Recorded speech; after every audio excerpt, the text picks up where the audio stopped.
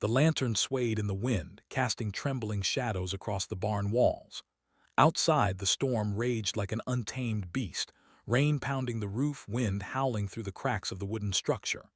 Inside, amidst the chaos of thunder and rattling beams, she lay on the cold floor, breath shallow, eyes wide with fear. Her fingers gripped his wrist weakly as she whispered, "Don't stop." Her voice was fragile, breaking like a dry twig in the wind. The rancher froze. His heart pounded, his hands shook.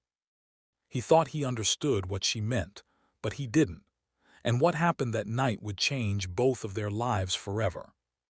If you believe in kindness, redemption, and the power of second chances, take a moment to like, comment, share, and subscribe to The Gentle Truth.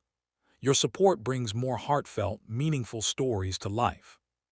The rancher's name was Jacob McAllister, a man carved from the hard soil of the Wild West. He, grown up under the sun and stars, working the same land his father had once bled for. He was strong and quiet, the kind of man people trusted with their lives but rarely their secrets. Since losing his wife 2 years earlier to a sudden illness, Jacob had buried himself in the ranch. He worked from dawn until long after sunset, mending fences, breaking horses, and trying to fill the silence of a house that had once echoed with laughter.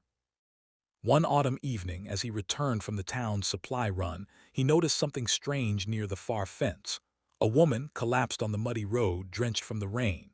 Her dress was torn, her shoes gone, her hair tangled with dust and water. He rushed toward her, hoisted her into his arms, and carried her to the barn where it was warm and dry. She was barely conscious, feverish, her skin hot to the touch. She mumbled fragments of words, but nothing clear. Jacob, though not a doctor, had tended to injured animals, sick horses, even fellow ranchers on long drives. He laid her down on a blanket near the hay, stoked the lantern brighter, and began doing everything he could to keep her alive through the stormy night. Her breathing grew shallow. Her face turned pale. She shivered uncontrollably despite the fire he lit in the stove. Jacob removed his heavy coat and covered her, fetching water to dampen her lips, whispering words of comfort even though he wasn't sure she could hear. He worked through the storm like a man possessed, not letting exhaustion slow him down. He heated more water, tore strips of cloth to make compresses, and tried to reduce the fever that threatened to consume her. As he wiped her forehead, her hand shot out suddenly, weak but insistent, gripping his wrist. Her eyes fluttered open just long enough to whisper, "Don't stop." Jacob misunderstood. He thought she meant the comforting touches, the attempts to keep her warm. He thought she was asking him not to leave her alone in that freezing barn. But what she was truly fighting was something far deeper.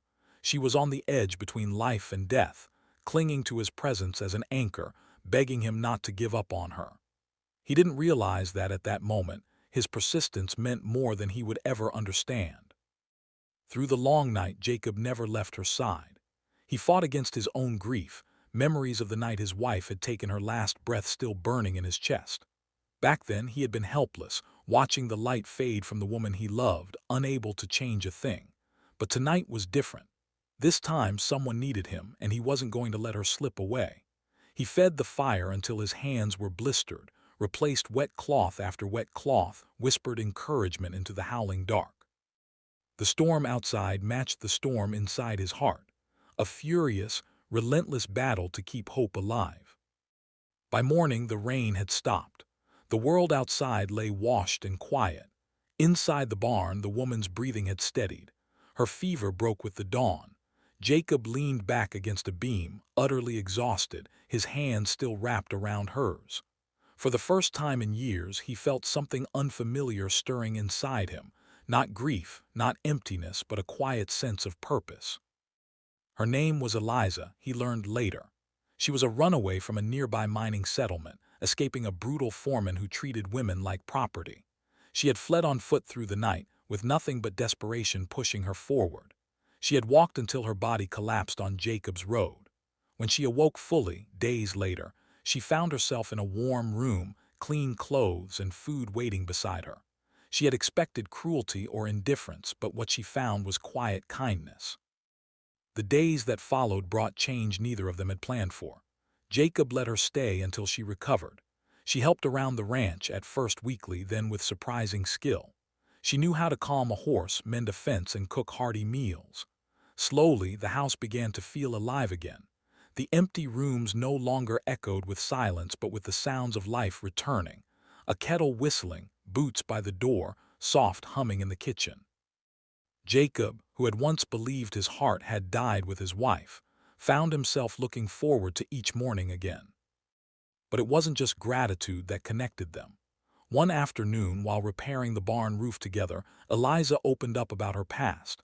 She spoke of the years she had spent working under cruel men, the night she decided to escape, the fear that chased her even in her dreams. Jacob listened, not with judgment but with a quiet intensity that made her feel safe.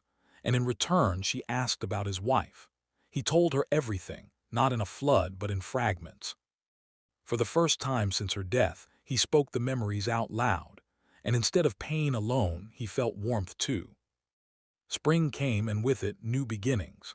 Eliza chose to stay, not because she had nowhere else to go, but because, for the first time in her life, she felt she had a home. Jacob rebuilt a section of the house, adding a porch she loved to sit on during sunsets.